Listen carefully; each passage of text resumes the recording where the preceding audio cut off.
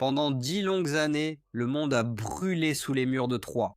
Les rois sont devenus des légendes, les héros sont devenus des fantômes, et dans l'ombre de cette terrible guerre, Homère nous a donné l'Iliade, l'histoire de la rage, de la gloire, de l'honneur et de la mort sur le champ de bataille. Mais lorsque Troie est finalement tombée, l'histoire ne s'est pas arrêtée là.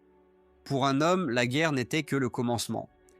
Il s'appelait Ulysse, roi d'Ithaque, maître de la ruse, l'instigateur du cheval de Troie et l'un des plus grands héros du monde antique. Après des années de carnage, il ne désirait plus qu'une seule chose, rentrer chez lui, retrouver sa femme, son fils et le royaume insulaire qu'il avait laissé derrière lui. Mais les dieux en avaient décidé autrement. À travers les mers noires de tempêtes, monstres, sorcières, tentations, naufrages et la colère de Poséidon lui-même, Ulysse serait entraîné toujours plus loin de chez lui. Son voyage deviendrait l'une des plus grandes histoires jamais racontées, l'Odyssée. Et maintenant, avec un nouveau film qui ramène ce récit légendaire à l'écran, c'est le moment idéal pour plonger dans le monde d'après la guerre de Troie. Un monde de héros brisés, de dieux en colère, et d'un roi qui se bat non pas pour la conquête, mais pour sa survie. Voici l'histoire d'Ulysse. 10 ans s'étaient écoulés depuis que les flammes de Troie avaient illuminé le ciel nocturne. La grande cité était tombée, ses tours avaient été détruites, ses guerriers tués, et la longue guerre entre les Grecs et les Troyens avait enfin pris fin. Les héros qui avaient survécu commencèrent leur voyage de retour, mais un roi ne revint pas. Ulysse avait disparu quelque part entre les ruines de l'Asie mineure et les rivages de sa patrie. Pour le peuple d'Ithaque, il n'était ni déclaré mort, ni véritablement vivant. Il était devenu une rumeur, un souvenir, un nom prononcé avec un espoir qui s'éteignait.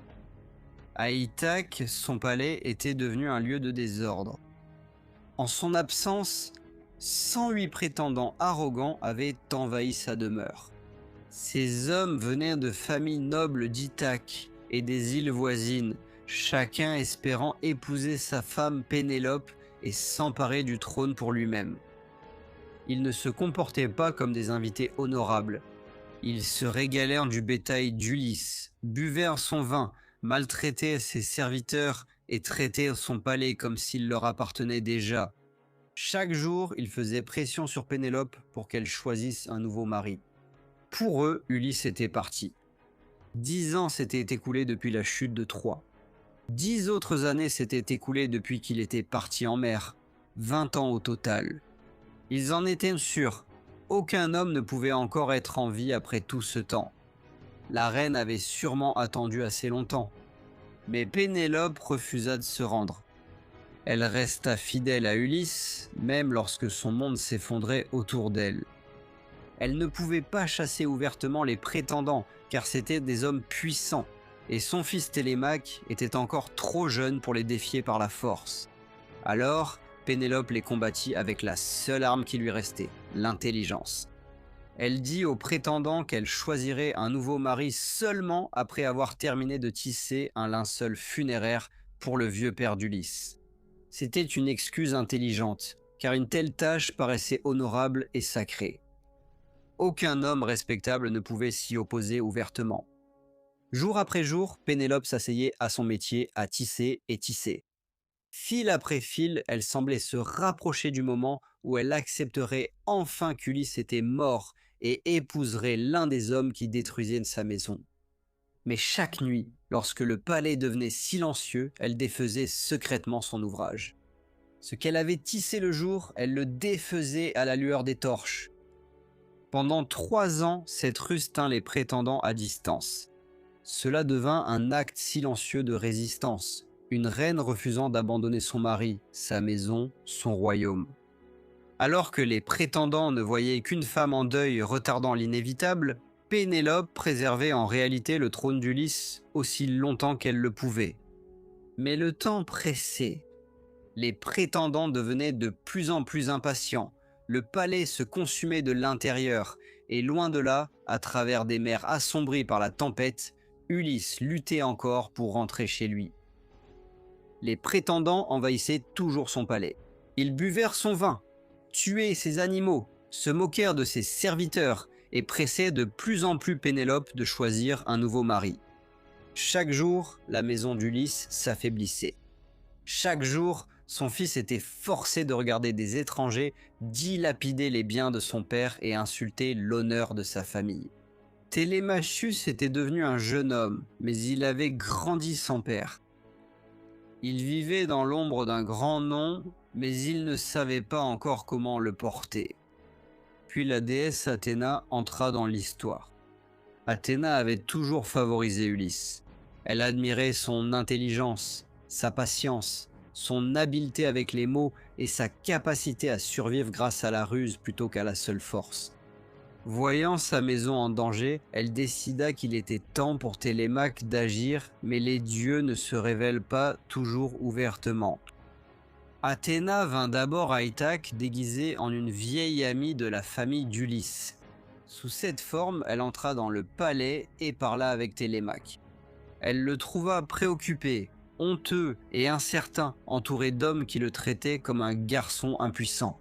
Les paroles d'Athéna éveillèrent quelque chose en lui. Elle lui dit qu'il ne devait plus rester assis en silence pendant que les prétendants détruisèrent la maison de sa famille. Il devait convoquer une assemblée. Il devait parler devant les hommes d'Ithaque et surtout, il devait chercher des nouvelles d'Ulysse. Si son père était en vie, Télémaque devait apprendre où il se trouvait. S'il était mort, alors il devait lui rendre les honneurs qui lui étaient dus et prendre sa place comme maître de la maison. Pour la première fois, Télémaque reçut une voie à suivre. Puis Athéna apparut de nouveau, cette fois déguisée en un autre ami de confiance d'Ulysse. Sous ce déguisement, elle aida Télémaque à se préparer pour le voyage. En secret, elle se procura un navire et rassembla un équipage afin que le jeune prince puisse quitter Ithaque sans être arrêté par les prétendants, et ainsi Télémaque s'embarqua vers le vaste monde. Sa première destination fut Pylos, le royaume du vieux et sage guerrier Nestor. Nestor avait combattu aux côtés d'Ulysse à Troie. Il avait survécu à la guerre et était rentré sain et sauf chez lui, et s'il y avait bien quelqu'un qui savait ce qui était arrivé au roi grec après la chute de Troie, c'était lui. À Pylos, Télémaque fut accueilli avec honneur. Nestor le reçut avec bienveillance et se souvenait d'Ulysse avec un profond respect. Il parla des terribles années devant Troie, des disputes entre les chefs grecs et des voyages difficiles pour rentrer après la guerre. Mais Nestor ne savait pas où se trouvait Ulysse. Il pouvait raconter à Télémaque beaucoup de choses sur le destin des autres héros, et une histoire surpassait toutes les autres, l'assassinat d'Agamemnon, le grand chef de l'armée grecque.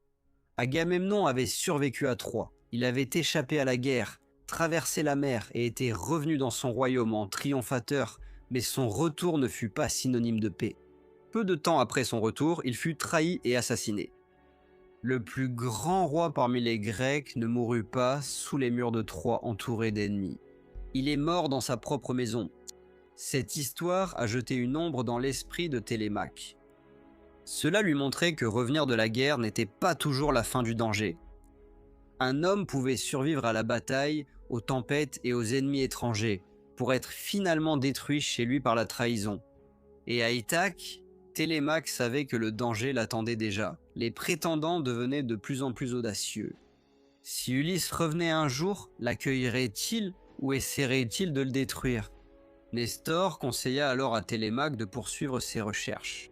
S'il voulait des nouvelles plus claires, il devait se rendre à Sparte, au palais de Ménélas, le frère d'Agamemnon. Ménélas aussi avait combattu à Troie, et après de nombreux voyages, il était finalement rentré chez lui. Peut-être en savait-il plus. À Sparte, il entra dans un monde de richesse, de splendeur et de souvenirs. Ménélas vivait dans un palais rempli de richesses venues de terres lointaines, mais sous toute cette beauté se cachait la tristesse de la guerre de Troie. Ménélas avait reconquis Hélène, la femme dont l'enlèvement avait contribué à déclencher la guerre, mais le prix à payer avait été presque incommensurable. Ménélas accueillit Télémaque avec bienveillance, et lorsqu'il apprit qui était le père du jeune homme devant lui, il fut ému. Il se souvenait d'Ulysse non seulement comme d'un guerrier, mais aussi comme d'un homme d'une intelligence et d'une endurance rares. Il parlait de lui avec admiration, et peut-être avec culpabilité, car Ulysse avait tant donné à la guerre, et pourtant il n'avait jamais retrouvé le chemin de chez lui. Puis Ménélas raconta à Télémaque ce qu'il avait appris lors de son propre retour difficile de Troie. Ménélas avait rencontré une mystérieuse figure divine connue sous le nom du vieil homme de la mer. Ce dieu était ancien, insaisissable et puissant. Il pouvait changer de forme à volonté, devenant différentes créatures et apparences pour échapper à ceux qui tentèrent de l'interroger. Pour lui arracher la vérité, il fallait du courage, de la patience et de la force. Ménélas avait réussi à le saisir et à le maintenir fermement, même lorsque le dieu se transformait encore et encore. Ce n'est que lorsque le vieil homme de la mer ne put plus s'échapper qu'il parla enfin. Ulysse était vivant. Il n'était pas mort à Troie, il ne s'était pas noyé en mer. Il n'avait pas disparu dans la légende. Quelque part au-delà des routes connues des hommes, Ulysse vivait encore, mais il n'était pas libre. Le vieil homme de la mer révéla qu'Ulysse était retenu captif sur une île lointaine par la nymphe Calypso. Elle le retenait là contre sa volonté, loin d'Ithaque, loin de Pénélope, loin du fils qui le connaissait à peine. Ulysse aspirait à rentrer chez lui, mais il n'avait ni navire, ni équipage, ni aucun moyen de s'échapper. Pour Télémaque, cette nouvelle changeait tout. Son père n'était pas un souvenir. Il n'était pas un fantôme de la guerre de Troie. Il était vivant, prisonnier quelque part de l'autre côté de la mer. La maison d'Ithaque avait encore de l'espoir. Loin d'Ithaque, loin de sa femme et de son fils, et du trône qui était dévoré en son absence, Ulysse était toujours vivant. Pendant des années, il avait été retenu sur une île lointaine par la belle nymphe Calypso. Son île était un lieu d'une paix étrange et d'une beauté impossible. Il y avait de profondes grottes, des prairies douces, des sources claires et des arbres chargés de fruits. Pour beaucoup d'hommes, cela aurait semblé être un paradis, mais pour Ulysse, c'était une prison. Calypso l'aimait et voulait qu'il reste avec elle pour toujours. Elle lui offrait le confort, la sécurité et même l'immortalité. Il aurait pu échapper à la vieillesse, à la mort et à la souffrance des hommes ordinaires, mais Ulysse n'en voulait pas. Chaque jour, il s'asseyait au bord de la mer et regardait l'horizon. Les vagues roulèrent devant lui comme un mur entre lui et son foyer. Quelque part au-delà de cet infini bleu se trouvait Ithaque, son royaume. Quelque part là-bas, Pénélope attendait encore. Enfin, les dieux tournèrent leurs regards vers lui. Sur le mont Olympe, Athéna parla devant Zeus, roi des dieux. Elle lui rappela qu'Ulysse avait assez souffert. C'était un roi sage, un guerrier courageux et un homme qui ne désirait rien d'autre que de rentrer chez lui. Zeus écouta. Il convint qu'il fallait libérer Ulysse. Alors il envoya Hermès, le messager rapide des dieux, à travers la mer jusqu'à l'île de Calypso. Son message était clair. Calypso doit laisser Ulysse partir. Calypso a été irritée et blessée par cet ordre. Elle ne voulait pas le perdre, mais même une puissante nymphe ne pouvait pas défier ouvertement Zeus. À contre-cœur, elle annonça à Ulysse qu'il était libre de partir, mais être libre ne voulait pas dire être en sécurité. Il n'y avait aucun navire qui l'attendait, aucun équipage, aucun port accueillant. Si Ulysse voulait quitter l'île, il devrait construire son propre navire de ses propres mains. Alors, il coupa des arbres, façonna le bois, lia les poutres ensemble et fabriqua un radeau assez solide pour le porter en haute mer. Puis, après des années de captivité, Ulysse s'éloigna du rivage de Calypso. Pour la première fois depuis longtemps, il se dirigeait vers chez lui. Mais la mer appartenait à Poséidon, et Poséidon ne l'avait pas oublié. Le dieu de la mer détestait Ulysse. Pour Poséidon, ce roi mortel était devenu une insulte, un homme qui avait survécu à trop d'épreuves et défié trop de dangers. Quand Poséidon vit Ulysse naviguer seul sur l'eau, il déchaîna une tempête contre lui.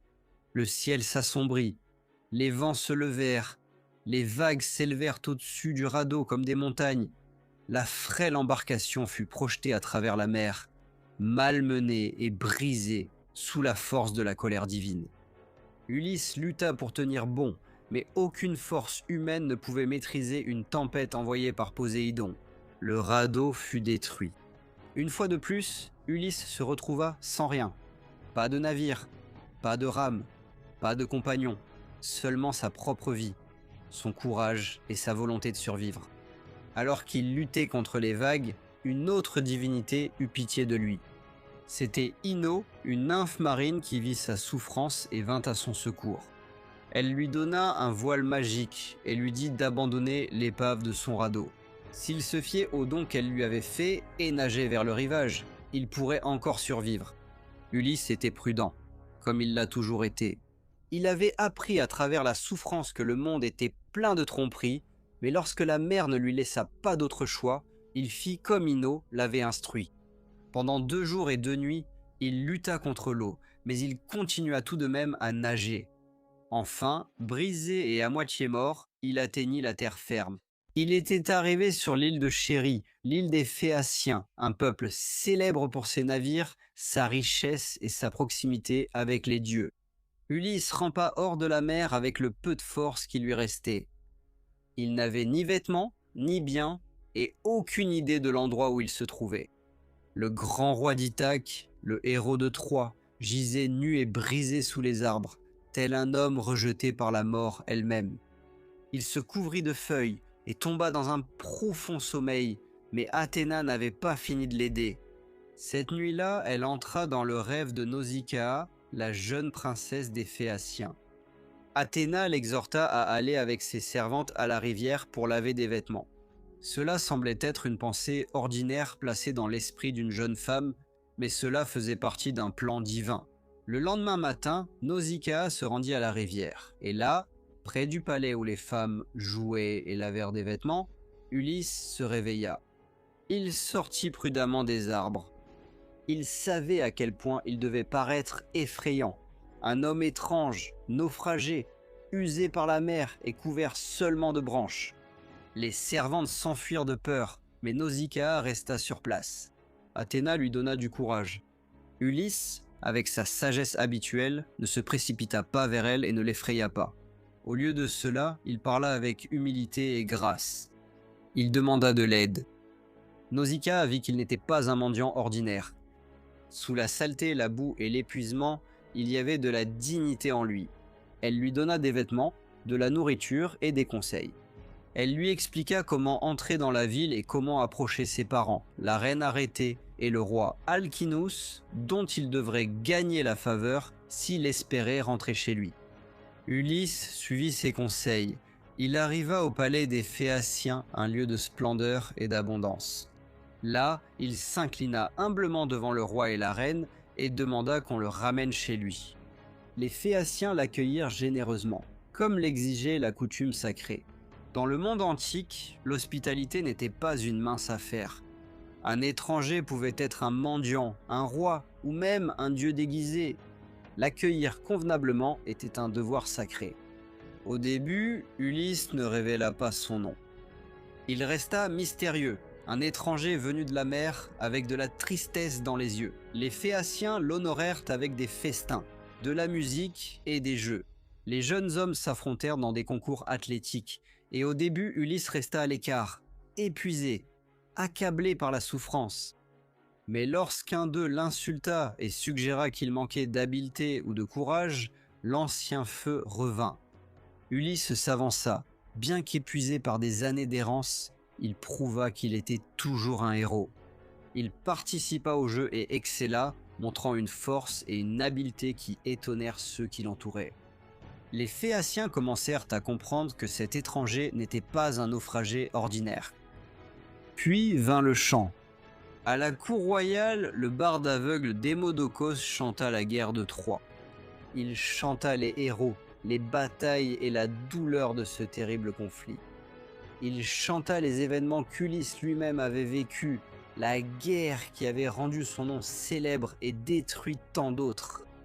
Alors que la musique remplissait la salle, Ulysse ne put plus cacher sa douleur. Il se couvrit le visage et pleura. Pour les Phéaciens, la guerre de Troie était un récit de gloire. Pour Ulysse, c'était un souvenir. Il avait vu les hommes mourir. Il avait connu la peur, le sang, la fumée, les corps brisés et les longues années à aspirer à rentrer chez lui. La chanson rouvrait des blessures qui n'avaient jamais vraiment guéri. Le roi remarqua ses larmes. Enfin, il demanda à l'étranger qui il était vraiment. Quel était son nom? Où était son foyer? Quel chagrin l'avait amené sur leur rivage? Alors Ulysse révéla la vérité. Il était le roi d'Ithaque.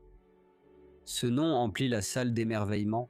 Devant eux se tenait l'un des plus grands héros de la guerre de Troie, un homme rusé, le concepteur du cheval de bois, le survivant dont la renommée s'était répandue dans tout le monde grec. Et maintenant, à la cour des Phéaciens, Ulysse commença à raconter son histoire. Il parla de ce qui s'était passé après la chute de Troie. Il parla des mers qu'il avait emportées loin de chez lui, des terres étranges qu'il avait traversées, des monstres qu'il avait affrontés, des compagnons qu'il avait perdus et des dieux qu'il avait aidés ou punis. Lorsque Troie tomba enfin, Ulysse et ses hommes quittèrent la ville en ruine à bord de leur navire, la victoire derrière eux et leur patrie devant eux. Mais le voyage de retour ne serait pas simple. Presque immédiatement, Ulysse et son équipage atteignirent la terre des Cyclones, un peuple qui avait été allié des Troyens. Toujours remplis de la violence et de la faim de la guerre, les hommes d'Ulysse attaquèrent la ville d'Ismaros. Ils prirent des trésors, tuèrent de nombreux hommes et emportèrent des biens comme si la guerre les avait simplement suivis à travers la mer. Ulysse les avertit de partir rapidement. Il comprenait que la victoire pouvait se transformer en désastre s'ils restaient trop longtemps. Mais ces hommes ne l'écoutèrent pas. Ils étaient grisés par le succès, distraits par le butin, la nourriture et le vin. Au lieu de retourner immédiatement au navire, ils s'attardèrent sur le rivage, fêtant comme s'il n'y avait plus aucun danger. Mais l'ennemi revint avec des renforts. Cette fois, ils arrivèrent en force. Ils se battirent férocement, et les hommes d'Ulysse furent repoussés jusqu'à leur navire. De nombreux Grecs furent tués avant de s'échapper. La première escale après Troie leur avait déjà coûté cher. Ce fut un début sombre. Après s'être échappés, les navires furent poussés par le vent et la tempête jusqu'à ce qu'ils atteignent une autre terre étrange, l'île des Lotophages. Au début, cet endroit semblait paisible. Il n'y avait pas d'armée qui les attendait, pas de mur à prendre d'assaut, pas de lance ennemie. Les habitants de l'île n'ont pas attaqué les Grecs. Au lieu de cela, ils leur ont offert les fruits du lotus, une nourriture douce et enivrante qui possédait un terrible pouvoir. Ceux qui y goûtaient oubliaient leur but. Ils ne se souciaient plus d'Ithaque, ils ne se souvenaient plus du désir de rentrer chez eux, des épouses et des enfants qui les attendaient de l'autre côté de la mer, ni de leurs devoirs envers leur roi. Le lotus n'a pas tué les hommes. Il a fait quelque chose de plus dangereux. Il les a amenés à se contenter de rester là pour toujours.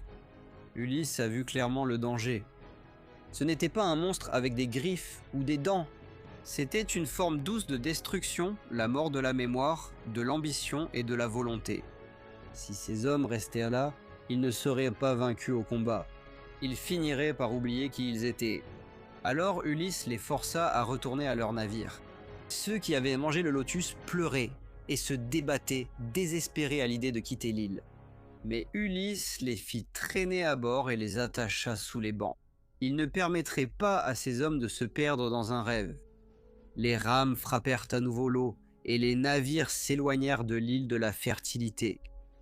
Mais un grand danger les attendait.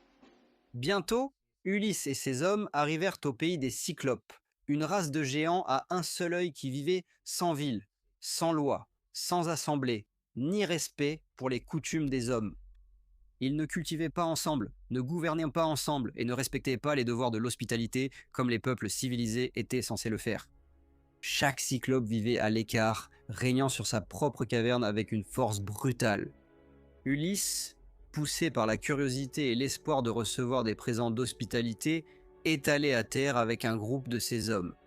Ils ont trouvé une grande caverne remplie de moutons, de chèvres, de lait et de fromage. Ces hommes l'ont pressé de prendre ce qu'ils pouvaient et de partir immédiatement, mais Ulysse est resté. Il voulait rencontrer le propriétaire de la caverne. Il voulait voir quel genre d'être vivait là. Il espérait aussi, selon les anciennes lois de l'hospitalité, que l'étranger pourrait lui offrir des cadeaux. C'était une terrible erreur. La grotte appartenait à Polyphème, un cyclope monstrueux et le fils de Poséidon, le dieu de la mer.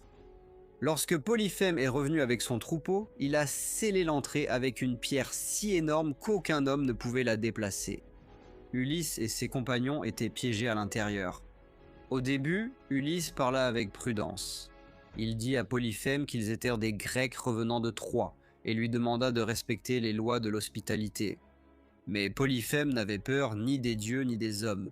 Il se moqua de leurs coutumes. Pour lui, ces étrangers n'étaient pas des invités. Ils étaient des proies. Il saisit 2 des hommes d'Ulysse et les dévora. L'horreur fut immédiate et totale. Ulysse voulut tuer Polyphème sur le champ, mais il savait que s'il le faisait, ils mourraient tous. La pierre bloquant la grotte était trop lourde à déplacer, seul le cyclope pouvait ouvrir la sortie. Alors Ulysse utilisa l'arme qu'il avait toujours rendu dangereux, son esprit. Il attendit, il observa, il planifia. Quand Polyphème lui demanda son nom, Ulysse lui donna un faux nom. Il dit que son nom était Personne. C'était un mensonge simple, mais le plus astucieux de toute la narration antique. Ulysse offrit alors au cyclope du vin fort. Polyphème but goulûment, appréciant tellement le vin qu'il promit d'offrir à Ulysse un présent d'hospitalité. Il le mangerait en dernier. Puis, alourdi par la boisson, le cyclope tomba dans un profond sommeil. C'était le moment qu'Ulysse attendait. Lui et ses hommes prirent un pieu en bois aiguisé, le chauffèrent dans le feu jusqu'à ce qu'il devienne incandescent, puis l'enfoncèrent dans l'unique œil de Polyphème. La grotte fut remplie d'un cri terrible. Le cyclope aveuglé rugit de douleur, et les autres cyclopes accoururent des grottes voisines pour demander qui lui faisait du mal. Mais Polyphème cria que personne ne l'attaquait. En entendant cela, les autres pensèrent qu'il voulait dire que personne ne lui faisait de mal, et ils le laissèrent seul. La ruse d'Ulysse avait parfaitement fonctionné. Les Grecs étaient pourtant toujours piégés. À l'aube, Polyphème roula la pierre pour laisser sortir ses moutons au pâturage.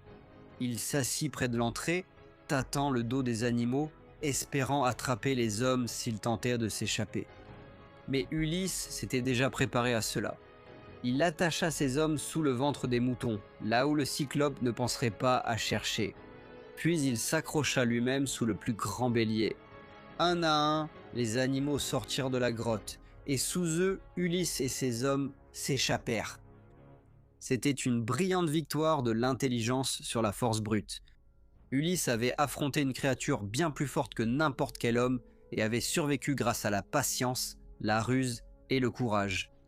Mais la victoire a éveillé son orgueil. Alors que les Grecs se dépêchèrent de retourner à leur navire et ramaient pour s'éloigner, Ulysse ne put s'empêcher de crier en direction de Polyphème. D'abord, il se moqua de lui. Puis, malgré les avertissements désespérés de ses hommes, il révéla son vrai nom.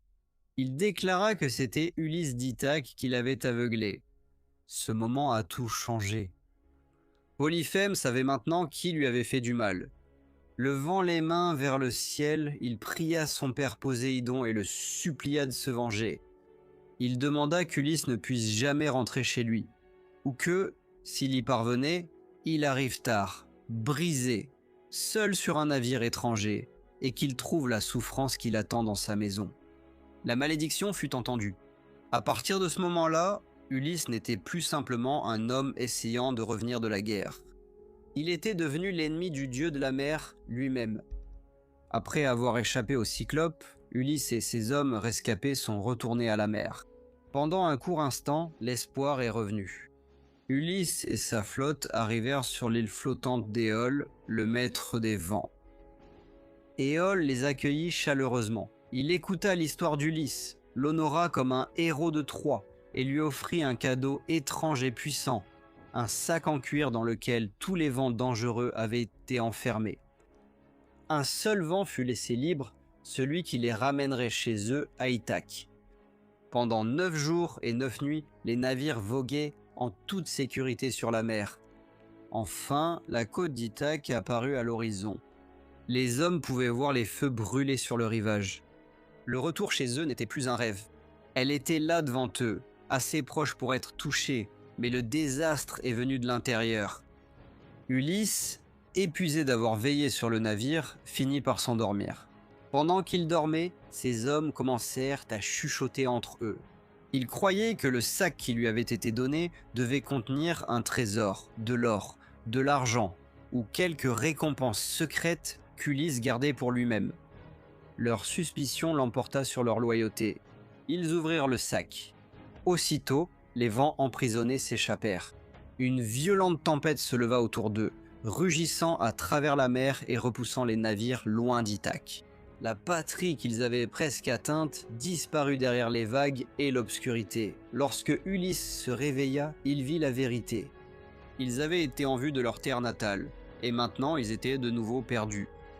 C'était l'un des moments les plus cruels du voyage. Troie était loin derrière eux. Ithaque avait été sous leurs yeux. Pourtant, par méfiance et par sottise, les hommes avaient gâché leur meilleure chance de retour. Ulysse fut submergé par le désespoir, mais il ne se rendit pas. De nouveau, il les guida plus loin. Ils atteignirent bientôt une nouvelle contrée. C'était le pays des Lestrygons, une race de géants cannibales. Au début, Ulysse envoya des hommes à l'intérieur des terres pour découvrir quel genre de peuple y vivait, mais l'accueil qu'ils reçurent fut monstrueux. Les géants les attaquèrent, dévorant les éclaireurs et lançant d'énormes rochers sur les navires grecs. Le port devint un piège. Navire après navire fut réduit en morceaux. Seul Ulysse avait été assez prudent pour amarrer son propre navire à l'extérieur de l'entrée du port, loin des eaux étroites et mortelles. C'est pour cette raison que seul son navire s'est échappé. Tous les autres furent détruits. Ce qui était une flotte autrefois n'était plus qu'un seul navire. Le voyage avait dépouillé Ulysse de presque tout. Ses hommes, ses navires, sa confiance et son espoir. Chaque île apportait une nouvelle blessure. Chaque fuite avait un coup terrible. Puis ils atteignirent l'île d'Aea. C'était la demeure de Circé, une puissante déesse et magicienne. Son île était belle mais étrange. Des animaux sauvages erraient autour de sa demeure, mais ils ne se comportaient pas comme des bêtes ordinaires. Ils étaient calmes, presque apprivoisés, comme si un sort les avait adoucis. Ulysse envoya un groupe d'hommes explorer. Ils arrivèrent à la maison de Circé et l'entendirent chanter pendant qu'elle travaillait à son métier à tisser. Sa voix était belle et elle les invita à entrer. Elle leur offrit à manger et à boire, mais le repas était enchanté. Une fois que les hommes eurent mangé, Circé les frappa de sa baguette et les transforma en cochons. Leurs corps changèrent, mais leurs esprits restèrent humains.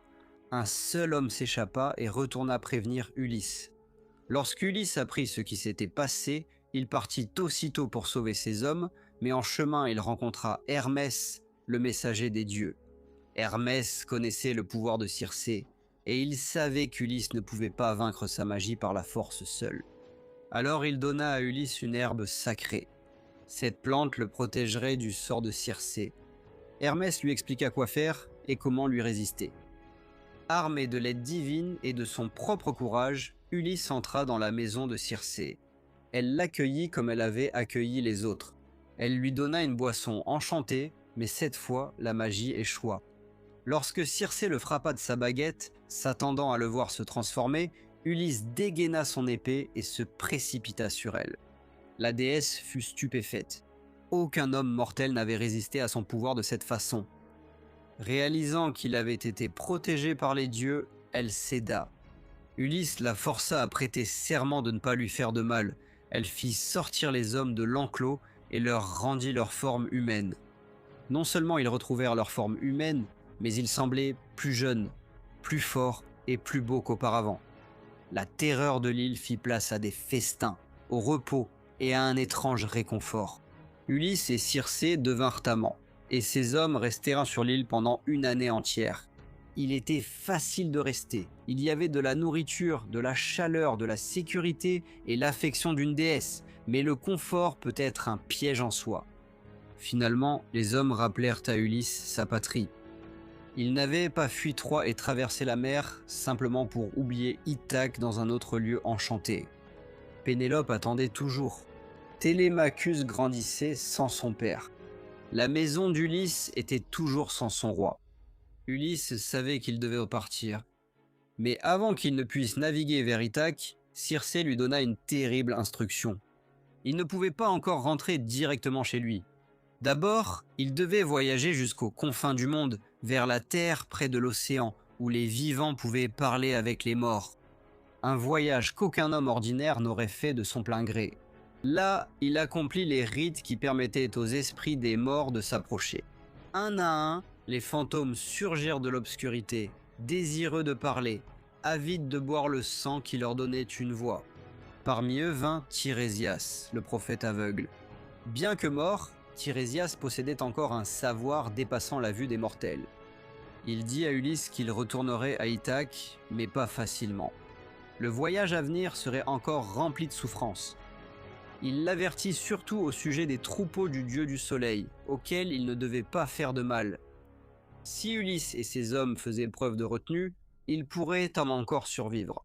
S'ils échouaient, la destruction s'ensuivrait. Il a aussi révélé quelque chose de plus étrange. Même après qu'Ulysse soit rentré chez lui, son histoire ne serait pas terminée. Un jour, il devrait prendre une rame et voyager vers l'intérieur des terres, loin de la mer, jusqu'à atteindre un peuple qui ne connaissait rien des bateaux, du sel, de l'eau ou de l'aviron. Ce n'est qu'alors qu'il pourrait faire la paix avec Poséidon et accomplir la volonté des dieux. La prophétie était à la fois un espoir et un fardeau. Ulysse rentrerait chez lui, mais la paix ne viendrait pas facilement. Puis, Ulysse aperçut un autre esprit, auquel il ne s'attendait pas. C'était sa mère. Quand Ulysse avait quitté Ithaque pour Troie, elle était encore en vie. Maintenant, elle se tenait devant lui, parmi les morts.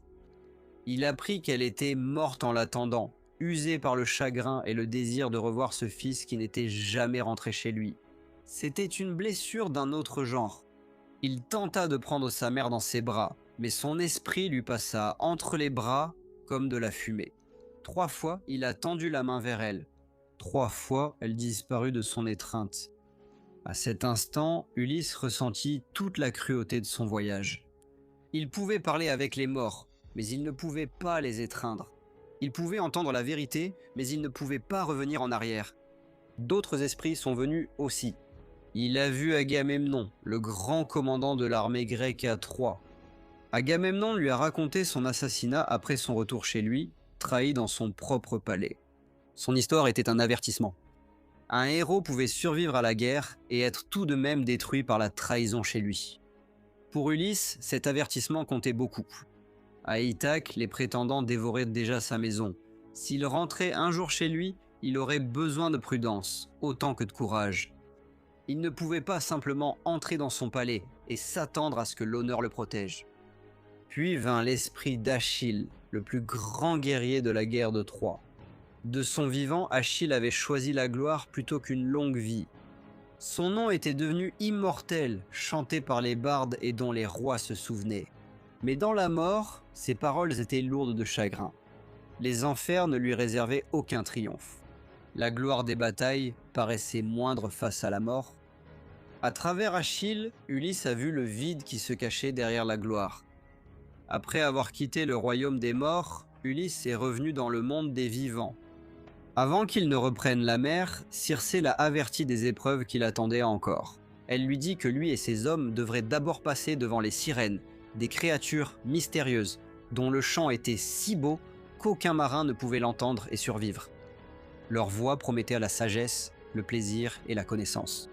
Elles chantaient les choses que les hommes désiraient le plus entendre, mais ceux qui se tournaient vers leur chant ne revenaient jamais. Leurs navires faisaient naufrage, et leurs ossements gisaient éparpillés sur le rivage. Les sirènes n'attaquaient pas par la force. Elles ne brisaient pas les navires et ne dévoraient pas les hommes ouvertement. Leur pouvoir était la tentation. Elles attiraient les hommes vers la destruction, de leur plein gré. Un marin qui les entendait ne pensait pas qu'il était en train d'être tué. Il pensait être appelé à quelque chose de merveilleux. Ulysse écouta attentivement les conseils de Circé. Lorsque son navire approcha de l'île des sirènes, il ramollit de la cire d'abeille et l'enfonça dans les oreilles de son équipage. Il passerait qu'à la rame en silence, incapable d'entendre la musique fatale. Mais Ulysse lui-même voulait entendre le chant. Sa curiosité était trop forte et son désir de connaissance trop grand. Alors il ordonna à ses hommes de l'attacher fermement au mât. Il les avertit que, peu importe combien il supplierait, crierait ou ordonnerait, il ne devait pas le détacher. S'il suppliait d'être libéré, il devait serrer les cordes encore plus fort. Puis le navire avança. Les sirènes commencèrent à chanter. Leurs voix s'élevèrent au-dessus de l'eau, douces, perçantes et irrésistibles. Elles appelèrent Ulysse par son nom. Elles lui promirent la connaissance de tout ce qui s'était passé à Troie et de toutes les choses sur terre. Pour un homme comme Ulysse, intelligent, inquiet, avide de savoir, leur chant était presque insupportable. Il se débattit contre les cordes. Il supplia ses hommes de le libérer, mais l'équipage ne pouvait pas l'entendre. La cire scellait leurs oreilles et ils continuaient à ramer. Quand ils le virent s'efforcer de se libérer, ils firent exactement ce qu'il leur avait ordonné. Ils l'attachèrent plus fermement au mât. Lentement, douloureusement, le navire passa hors de portée du champ. Ulysse avait entendu les sirènes et survécu, mais il n'y avait pas le temps de célébrer.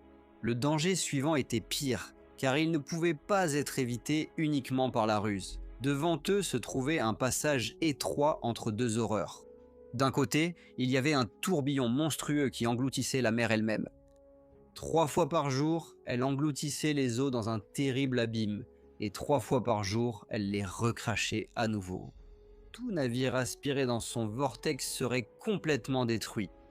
De l'autre côté se trouvait Scylla, une créature monstrueuse à plusieurs têtes, cachée dans les rochers au-dessus de l'eau. Ses longs coups descendèrent de sa caverne pour saisir les marins des navires de passage. Ulysse faisait face à un choix terrible. S'il choisissait de naviguer trop près du tourbillon, tout le navire pouvait être perdu et chaque homme à bord pouvait mourir. S'il naviguait plus près du monstre, certains de ses hommes seraient pris, mais le navire pourrait survivre. Il a choisi le moindre mal. Le navire est entré dans le détroit. Les hommes fixaient le tourbillon, terrifiés par le grondement de l'eau. Pendant qu'ils avaient les yeux rivés dessus, le monstre a frappé d'en haut. Ses têtes sont descendues comme des lances vivantes, arrachant des hommes du pont. 6 compagnons furent soulevés en hurlant dans les airs, criant le nom d'Ulysse alors qu'ils disparaissaient dans la caverne du monstre. Il ne pouvait pas les sauver. Il ne pouvait que regarder, alors que des hommes qui lui faisaient confiance étaient emportés. Parmi toutes les horreurs endurées, celle-ci était l'une des plus dures. Pourtant, le navire s'en sortit, et les derniers survivants poursuivirent leur route, accablés de chagrin et épuisés. Ils arrivèrent bientôt sur une île où paissaient tempées les vaches sacrées d'Hélios, le dieu du soleil. Circé avait averti Ulysse à propos de cet endroit. L'ordre était simple, ne faites pas de mal au bétail. Si les hommes faisaient preuve de retenue, ils pourraient encore rentrer chez eux. S'ils tuaient les animaux sacrés, la destruction s'ensuivrait. Ulysse répéta l'avertissement à son équipage. Ils jurèrent qu'ils obéiraient, mais des tempêtes les piégèrent sur l'île. Jour après jour, les vents les empêchaient de partir. Leurs provisions s'épuisaient. La faim commença à les ronger. Au début, ils ont survécu avec la nourriture qui leur restait, puis ils ont essayé de pêcher et de chasser les oiseaux. Mais plus ils restaient, plus ils devenaient faibles et désespérés. Ulysse pria pour obtenir de l'aide. Puis, épuisé par la souffrance, il s'endormit. Pendant qu'il dormait, ces hommes prirent leur décision fatale. Poussés par le désespoir, ils tuèrent le bétail sacré d'Hélios. Ils se dirent que s'ils survivaient, ils pourraient se racheter plus tard auprès du dieu par des offrandes. Mais ce n'était pas de l'obéissance, c'était de l'arrogance. Lorsqu'Ulysse se réveilla, l'acte était accompli. L'odeur de la viande rôtie emplissait l'air. Il sut immédiatement qu'un désastre était arrivé. D'étranges signes suivirent. Les peaux du bétail abattu semblaient ramper. La viande produisait des sons étranges sur les broches. L'île elle-même semblait être témoin du crime. Là-haut, Hélios vit ce qui s'était passé, et sa colère monta jusqu'à l'Olympe. Le dieu du soleil exigea justice auprès de Zeus. Il menaça que si le crime restait impuni, il quitterait le ciel et brillerait parmi les morts à la place. Zeus répondit à la demande. Les hommes qui avaient profané le bétail sacré n'échapperaient pas. Lorsque les vents changèrent enfin, Ulysse et son équipage reprirent la mer, mais ils naviguaient vers le jugement. Zeus rassembla les nuages, le tonnerre gronda à travers les cieux, puis il frappa le navire d'un éclair. Le mât se brisa, le vaisseau se disloqua, la mer engloutit les derniers compagnons d'Ulysse. Un par un, ils moururent. Seul Ulysse survécut. Pendant des jours, il dériva seul, sans équipage, sans navire, sans aucune force, sauf la volonté obstinée de survivre. Enfin, il s'échoua sur le rivage. Là, il fut trouvé par Calypso, la belle nymphe qui régnait sur l'île. Elle l'accueillit, prit soin de lui et fit de lui son amant. Mais ce qui commença comme un sauvetage devint une captivité. Calypso le désirait et voulait le garder pour toujours. Elle lui offrit le réconfort, la sécurité et même l'immortalité. Mais le cœur d'Ulysse restait fixé sur Ithaque. Il avait perdu chaque navire, il avait perdu chaque compagnon. Il était passé de la victoire à trop à une solitude totale. Pourtant, même alors, il n'oublia pas son foyer. Pendant des années, il resta avec Calypso, pris au piège entre l'amour d'une déesse et le chagrin d'un homme qui ne voyait aucun moyen de rentrer chez lui. Ce n'est que lorsque Hermès vint sur ordre de Zeus que Calypso fut enfin forcé de le libérer.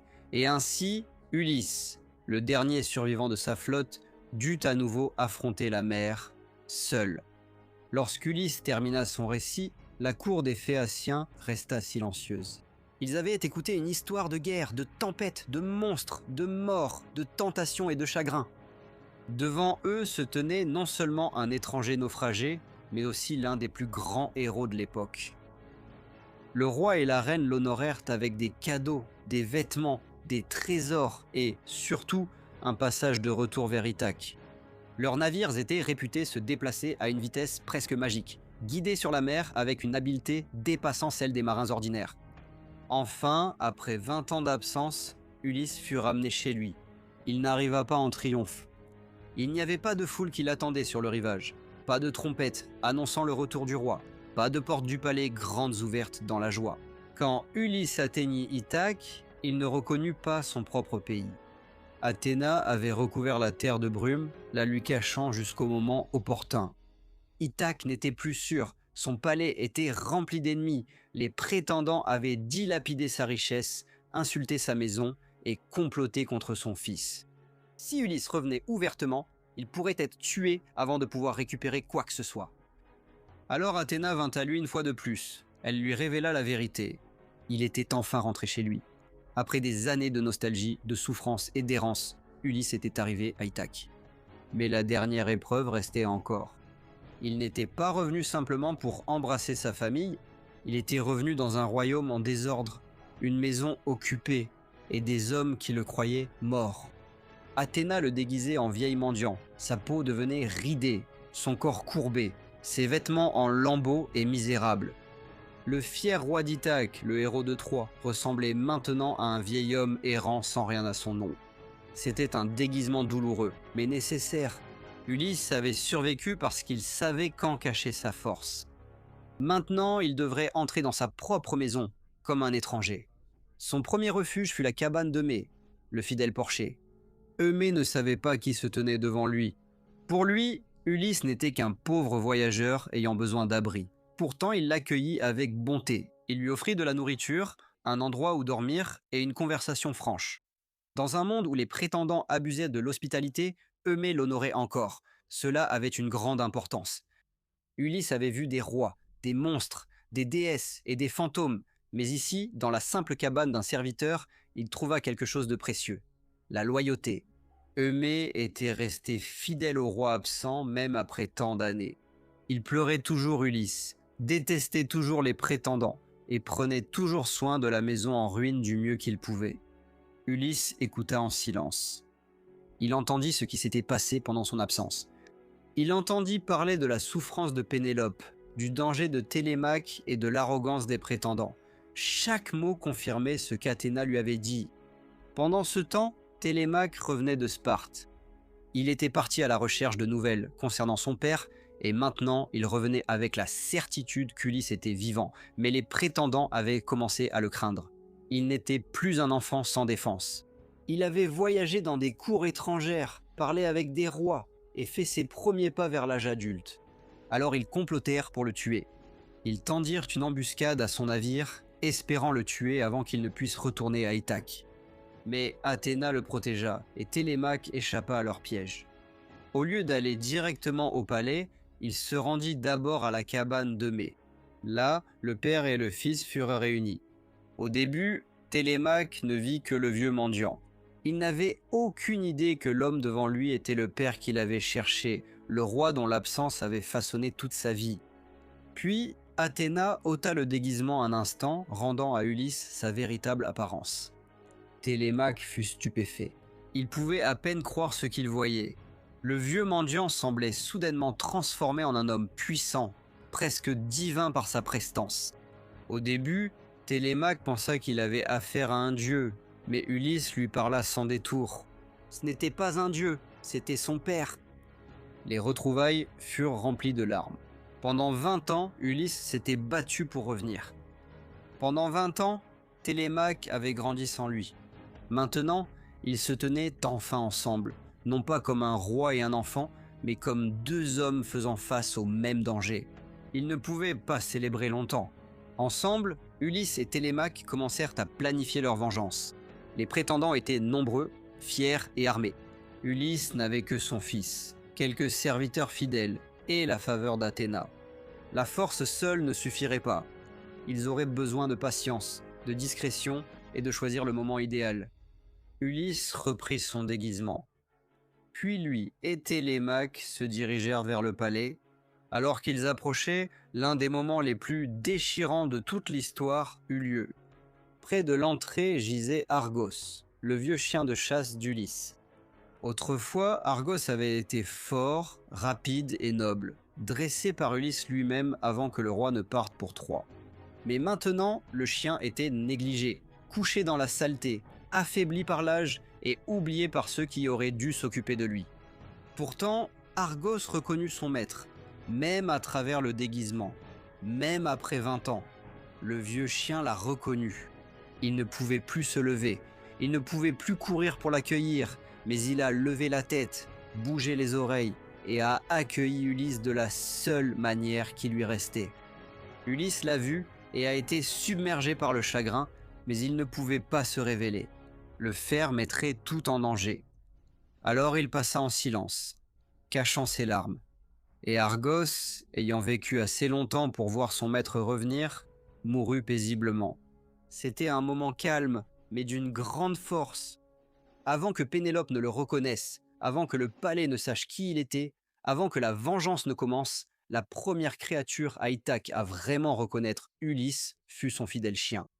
À l'intérieur du palais, l'insulte devint totale. Ulysse entra dans sa propre maison déguisé en mendiant. Les prétendants ne le reconnurent pas. Ils ne virent qu'un pauvre vieil homme et le traitèrent avec mépris. Ils se moquèrent de lui, l'insultèrent, et certains même le frappèrent. Dans la même salle où il avait autrefois régné en tant que roi, Ulysse fut maltraité par des hommes qui mangeaient sa nourriture, buvaient son vin et tentèrent de prendre sa femme. Mais il l'a enduré. C'était là sa plus grande force. Chaque insulte lui apprenait davantage sur les hommes qui avaient envahi sa maison. Chaque acte de cruauté confirmait leur culpabilité. Ensemble, le père et le fils retirèrent secrètement les armes des prétendants de la salle. Lances, boucliers et armes furent dissimulés afin que, lorsque le moment viendrait, les prétendants se retrouvent piégés et impuissants. La vengeance d'Ulysse ne serait ni sauvage ni irréfléchie. Elle serait préparée avec la même intelligence qui l'a guidé à travers la guerre de Troie. Puis Ulysse se présenta devant Pénélope. Elle ne le reconnut pas. Pour elle, il était toujours le vieux mendiant, un étranger qui prétendait avoir des nouvelles de son mari. Pourtant, quelque chose chez lui attira son attention. Elle l'interrogea avec soin, mettant ses paroles à l'épreuve, espérant en secret, mais craignant d'être trompée. Des hommes apportèrent des rumeurs pendant des années. Pendant des années, elle avait vécu entre l'espoir et le désespoir. Ulysse parla avec beaucoup de précaution. Il ne s'est pas encore révélé. Au lieu de cela, il lui dit juste assez pour la réconforter, assez pour suggérer qu'Ulysse pourrait encore revenir. Pénélope écouta, triste et prudente. Elle avait attendu trop longtemps pour faire facilement confiance. Puis vint la vieille nourrice qui s'était occupée d'Ulysse lorsqu'il était enfant. Pénélope ordonna que les pieds de l'étranger soient lavés, un acte d'hospitalité envers un invité. Alors que la vieille nourrice le lavait, ses mains touchèrent une cicatrice sur sa jambe, une vieille blessure remontant à une chasse au sanglier, bien longtemps auparavant. Elle connaissait cette cicatrice. En un instant, elle le reconnut. La vieille nourrice leva les yeux, saisie de stupeur et de joie. Le mendiant devant elle n'était pas un étranger. C'était Ulysse, l'enfant qu'elle avait élevé, le roi qu'elle avait pleuré, le maître de la maison enfin revenu. Mais Ulysse l'empêcha de crier. Le moment n'était pas encore venu. Le jour du jugement arriva discrètement. Pendant des années, les prétendants avaient rempli le palais d'Ulysse de bruit, d'arrogance et de cupidité. Mais Ulysse se tenait maintenant parmi eux. Il était toujours déguisé en vieux mendiant, vêtu de haillons et courbé, observant tout d'un regard patient. Les prétendants voyaient faiblesse et pauvreté. Ils voyaient un homme dont ils pouvaient se moquer impunément. Pénélope, épuisée par des années d'attente, fit alors son annonce. Elle choisirait enfin un nouveau mari, mais seulement à travers un concours digne d'Ulysse lui-même. Elle sortit le grand arc de son mari. Ce n'était pas une arme ordinaire. Il avait appartenu à Ulysse, et peu d'hommes pouvaient même le bander. Pénélope déclara que quiconque parviendrait à bander l'arc et à tirer une flèche à travers une rangée de têtes de hache gagnerait sa main en mariage. Pour les prétendants, cela semblait être la dernière étape vers la victoire. Un par un, ils s'avancèrent, chacun se croyant assez fort. Chacun s'imaginait épouser Pénélope. Mais l'arc leur résista à tous. Alors le mendiant demanda à essayer. Les prétendants rirent. Pour eux, la demande était absurde. Comment ce vieil étranger pourrait-il réussir là où de jeunes nobles avaient échoué? Ulysse prit l'arc dans ses mains. Il l'examina soigneusement, comme un musicien testant un instrument familier. Il en connaissait le poids, la courbe, la puissance.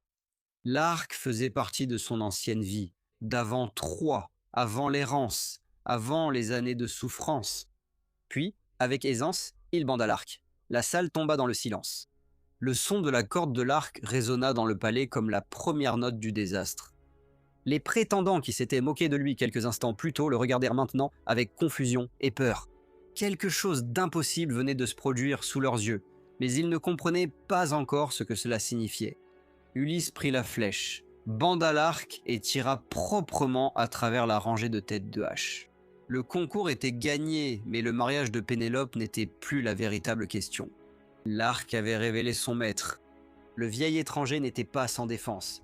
Le roi d'Ithaque était revenu dans sa propre salle, et les hommes qui avaient déshonoré sa maison étaient piégés à l'intérieur. Ulysse tourna son arme vers les prétendants. La première flèche s'envola, et la mort entra dans la pièce. Puis il révéla qui il était. Il était rentré chez lui après 20 ans de guerre et d'errance. Les prétendants étaient terrifiés. Certains suppliaient, d'autres rejetèrent la faute sur les autres, certains tentaient de marchander, mais Ulysse les avait observés assez longtemps. Le palais devint un lieu de vengeance, et tous les prétendants furent tués. La grande salle, autrefois remplie de rires, de festins et d'insultes, était silencieuse. Mais il restait une dernière épreuve.